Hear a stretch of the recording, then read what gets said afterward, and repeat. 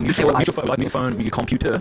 Welcome to Heights with Aquinas. I'm here today with Father Andrew Dalton, who is an expert on the Shroud of Turin.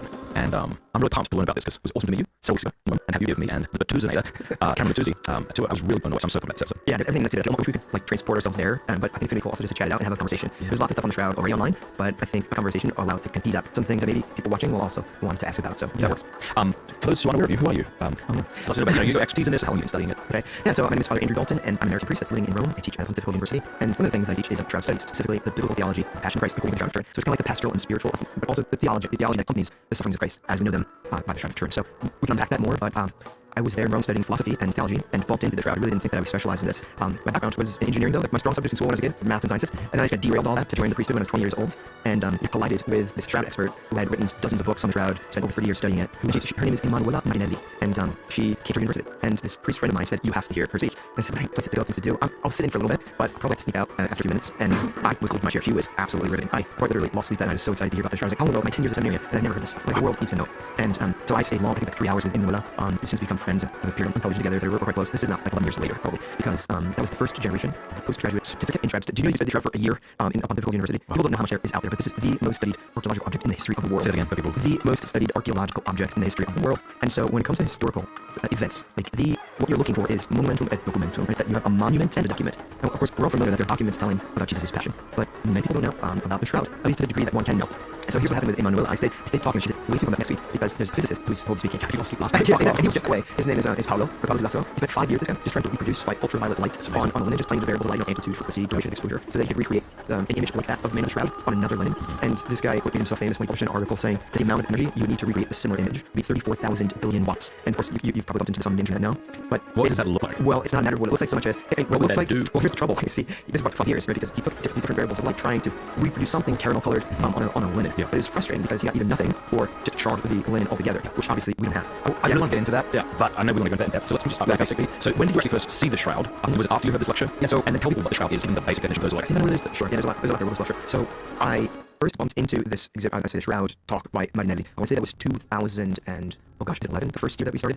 I'm gonna think back to that, but I lost sleep, I told you, and met these different experts. They were wanting to explain what the Shroud is, who the man of the Shroud is, and what significance it had. All part of a Pontifical University's program to give you a panoramic view of Shroud study. So interdisciplinary. But the basic premise is that we've been referencing this cloth down through the ages as the burial shroud that wrapped the body of Jesus. So again, Jesus was on the cross on Friday, but he's taken down and laid in the tomb. Well, when he's laid in the tomb, he's wrapped in these clothes. You should spend some time in that passage of John where it's written about. But before, just to kind of lay it all out, The church proposes to have exactly that. At least that's on display in Turin. It is 4.5 hours north of Rome by fast train. You can go and see this relic, which is on display in the cathedral there. That's to say, it's inside the case. No special occasions. It's out of a double case, like inert gas and constant temperature and pressure. And never exposed to more than 50 lux of light. We want to preserve this thing for future generations. Now, so I started to meet with those guys, the authorities, the ecclesial authorities in Turin, a few years later. So now I'm on Ophonia as part of this non-for-profit international group for shroud study. So I go there regularly. We just had a meeting a few weeks ago. They have a shroud museum. They have an international study of shroud studies, and they provide many of the experts that teach at our Pontifical University. So on the one hand, you had this like hub of study, like the minds that were involved in probing this document to understand its mysteries. On the other side, you had these museums that kind of showcase or create a space of experience with the shroud. Those are two different kind of questions, right? Some people just know the image and they guide the prayer and contemplation through that, and that's one way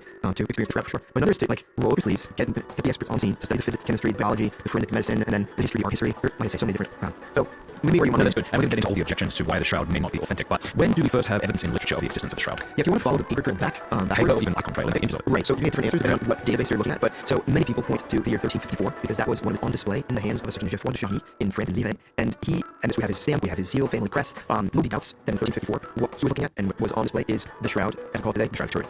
Prior to that, there's evidence, but it is controverted evidence. Like you say, it'll be things like icons. So a typical one is the Mount Sinai Pantocrator in St. Catherine's, and there. Can we throw up the image of the shroud just so people can kind of see what we're talking about? Yeah, in fact, I should describe what you're looking at there because it's not immediately obvious.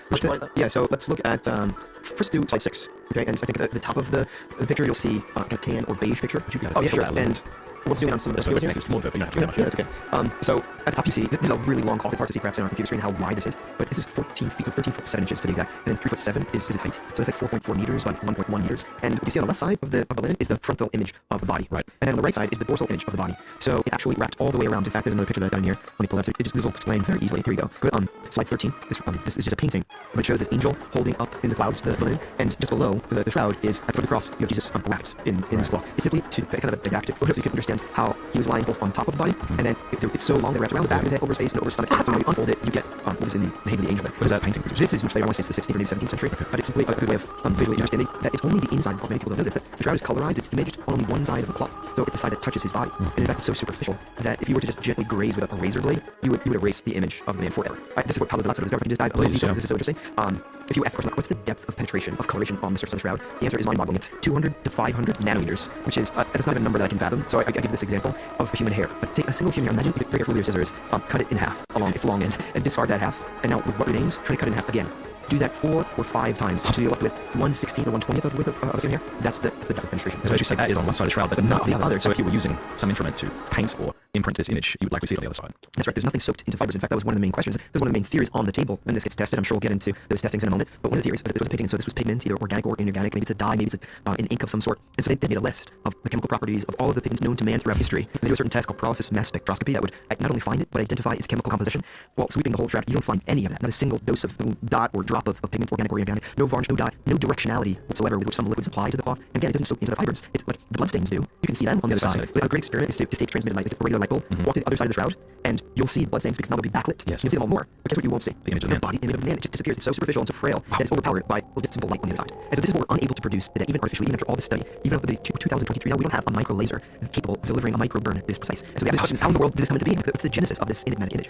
Before we get further, I know that people are going to come in with these thoughts of, wasn't this disproved? So it might be helpful to show why that isn't the case before we go on to kind of assuage people's... Right, let's do that. Okay, so slide 3, here shows some pictures. This is probably just on front page news in 1988. Look pictures at of that must strike. spell Yeah, can you see the 1260 1390 exclamation part? It's the exclamation part that really this screams academic excellence and propriety, doesn't it? Yes. These same guys with this very composed stance with their arms folded before these pillars. That says these same guys got what's the number? I forget. Like how many million sterling they got for their new museum. Like the next day, it's a matter of public record. The moment this was published, they were able to build their new laboratory. It sounds very fishy from the start, but it's just the case that across the world, front page news everywhere was the Turin shroud was proven to be a medieval fake. It tells us nothing, therefore, about Jesus' sufferings. It can't be considered a relic, etc., etc. And so if you still believed that the shroud was real after this point, you might as well believe that the Earth is flat. You're about the same category. And I admire just for those people who were serious. These are the ones who dedicated hundreds of thousands of hours, especially the team from SERP in 1978. These guys had published already over 20 peer-reviewed scientific journal articles. They knew from the start to be suspicious of this. Really? But what I like, and this I would lead with this now, is as of 2017, we have a published article that shows that the conclusions from 1988 are no longer sustainable. So I should say that in the very publication, Archaeometry out of Oxford, that published this. That published that 1260 to 13 said that conclusion can no longer be sustained. And so I'm sure that hit the front page as well, too, yeah, right? No, exactly. So it is a matter of mainstream science. So if you want to find in the literature, you're going to bump into this. The French researcher who published this article is Tristan Casabianca, another friend of ours who teaches out at our university, and he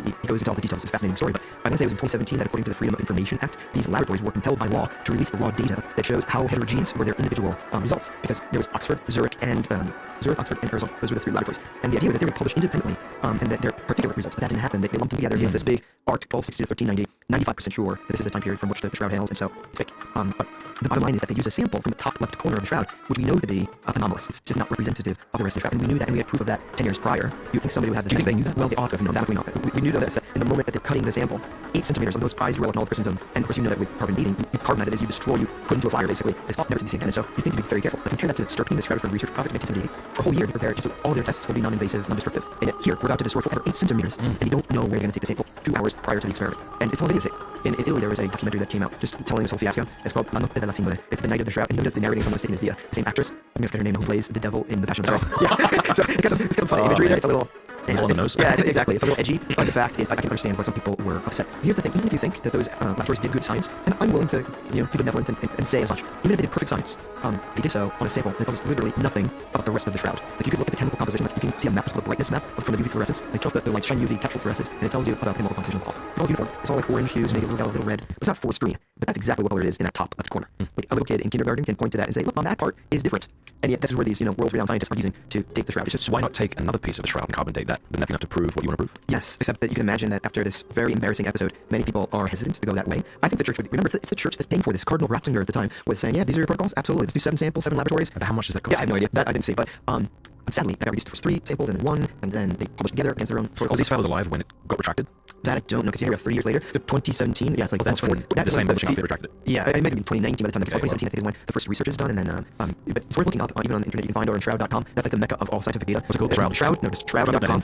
Yeah, so that's led by Barry Schwartz, who is the teacher, so right after I was telling you, Emanuela and Paolo, and then Barry Schwartz, he's got a light white ponytail. Have you seen this guy? White beard. He's super fun, he's Jewish, and so he was my buddy, like, when he came to Rome and he gave an extended course on shroud studies. He was a close person with the cloth, and it's to be as technical photographer. You have to realize that this is all the people that came together from the highest powered laboratories across America when they discovered that the shroud encodes 3D information. So in addition to the fact that the man's body is anatomically perfect, that it acts as a photonegative. We'll put a little quote mark on that. And then when it encodes 3D information, this is what's going to mobilize these laboratories across the states to then petition the royal family in the Savoy in Turin to study hands-on the shroud for 5 days, 120 consecutive hours. And well, here's the picture. And so the art material overseas to study. We just want to answer one question, which is what number is that? Oh, sorry, yeah. So this is one question, which is what number is that? Oh, sorry, yeah. So this is, what did I say? 11. So this is the team. This is John Jackson here looking at the shroud, which is mounted on this like stainless steel like they brought overseas, so that everything was by magnets, so it's not to like prick or destroy in any way. Everything is to be non-invasive. It must create an international scandal when they can't get through custom with all this state-of-the-art material. But the question isn't religious at this point. It's really important to highlight that it's simply you've got Catholics and Protestants and atheists and Jews and agnostics and everything else under the sun. Their only question is to answer by what mechanism, by what means was this image produced, because we've never seen anything like it. And to this day, we've never been able to reproduce anything like it, especially like the Microsoft bubble. So that really does invite the question, right? If it's not painting, it's not a scorch, if it's not a rub it, it's not a camera scura, some sort of native photography, well then what in the heck is it? Wow. And the solution, to tell you what they came home with is more questions than answers. Because they don't tell you what it is. They tell you what it's not. They say it's not human art. It's not made by human. Exactly. So they leave open this question of how it's made. So that really leaves room for the theory that many Christians have proposed is, what if it's the natural effects of a supernatural event? What if it's after the resurrection, or in the moment of the resurrection, what if that looks like that produced this image? So some things, even from a scientific or empirical point of view, point in that direction. So for example, the bloodstains compared to the body image. So here's a question I like to ask. It's like, if you're a con artist, if you're a forger, if you're trying to present to the world an image that you made but make it look real, what would you do? Would you paint the body first and then paint the bloodstains, or would you first start with bloodstains and then after the fact? Exactly. So what happens if you do the bloodstains for the head and your neck needs to be like 2 foot long? That just doesn't work, right? So it's clear that any artist would start with the body and then add the blood on top, but that's not the case. So the shroud is actually not imaged where there's blood. So the blood is there first and it's protecting those fibers, because underneath those bloodstains, there's no imaging from the shroud. And this, of course, we found out in the modern era, because shroud science is born in the 20th century. Like, that's when we really started to study this thing, after the first photograph. Maybe that's something to talk about, because it's worth saying. I think if I can go back to, let's go back to this slide here. Well, I'll tell you what, right here. This is slide 4. It's a picture of Secondo. This is the amateur photographer that snapped the first photo of the shroud in 1898. It's about 60 years after the invention of these first dactylographs. This is a monstrous machine. You can see it on, you go to Turin, they have it on display in the museum there. And this guy, I love this. Like, when you're the family that owns the burial shroud of Jesus, and to add a little pageantry to your family wedding or baptism, you just pull whip out the burial shroud of Jesus. Did you get that photo up? Oh, you got it, yeah. I'll take a look, yeah. So this is the guy that, after 15 minutes of developing the film, goes into the dark room. And in this next slide, slide 3, that is just... This is great. So this is what everyone's saying. Yeah, so this is an image of the face. Now, zoomed in on the face. On the right side of the screen. Number 5. It's the juxtaposition of the 2 facial images. On the right, it's the positive image, the lens itself in beige. And if we're honest, like, look, I can kind of make out a face. Like, there's 2 eyes, there's a nose, something like a mustache and a beard if I'm kind of creative and I squint a little bit. But if we're honest, like, it's hard to make out the details. But Secondo was the first one to ever lay eyes on the photo negative. Wow. And so he goes to the dark room, and after time, very slowly, this image comes to fruition. Yeah, so he sees, like, so for example, I like to mention the eyes, because if I were to ask you, just pointing at the positive image of a linen, like, what are the boundaries of the eyeballs? You might be